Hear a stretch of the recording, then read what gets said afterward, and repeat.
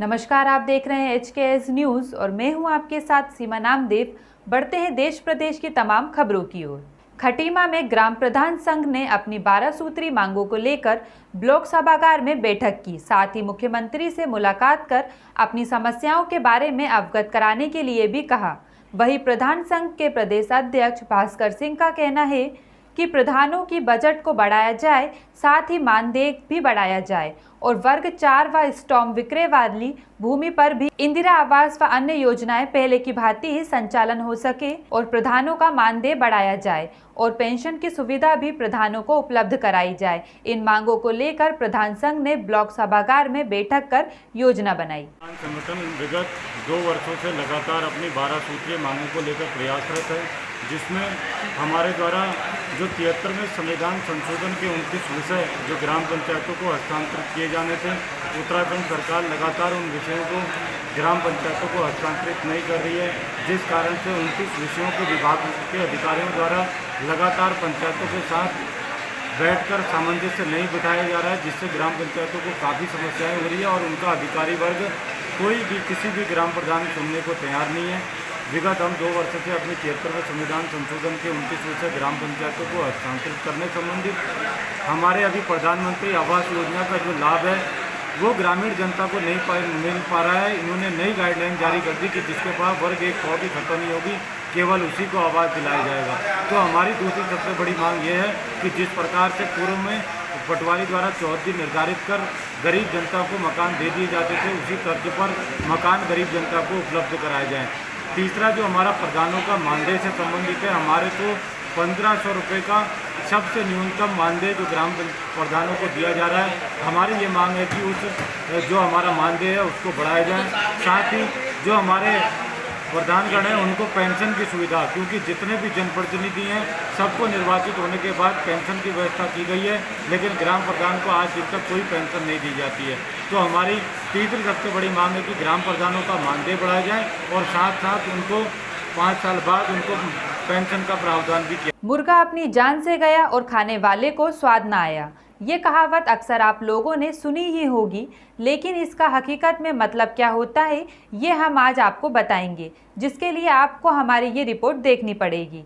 तस्वीरों में ये जो नज़ारा आपको देख रहे हैं, दरअसल ये लाखों की कीमत से बना हुआ सरकारी अस्पताल है, जो गाँव में गर्भवती महिलाओं के टीकाकरण और अन्य स्वास्थ्य संबंधी सेवाओं के लिए बनाया गया था, जिसे बने हुए सालों बीत गए, लेकिन यहाँ पर आज तक ना तो कोई ANM बैठी और ना ही कोई चिकित्सक। ग्रामीणों का कहना है कि सरकार के लाखों रुपए खर्च भी हो गए और ग्रामीणों को इसका कोई फायदा भी नहीं पहुँचा और ना ही आगे पहुँचता नजर आ रहा है। सरकार की नज़र में और कागजों में इसका जिक्र अक्सर आता है कि भगवानपुर क्षेत्र के हलू माजरा गांव में आमजन के स्वास्थ्य लाभ के लिए लाखों की कीमत से भवन बनाया गया है, जिसका लाभ आम आदमी को मिलेगा, लेकिन हकीकत में ये भवन सफ़ेद हाथी बना हुआ है, जिससे सरकार की छवि पर भी सीधा असर पड़ रहा है। गांव वालों का कहना है कि स्वास्थ्य महकमे के अधिकारियों की लापरवाही का नतीजा ये है कि कोई फायदा आम आदमी को नहीं पहुंचा और सरकार के लाखों रुपए भी खर्च हो गए।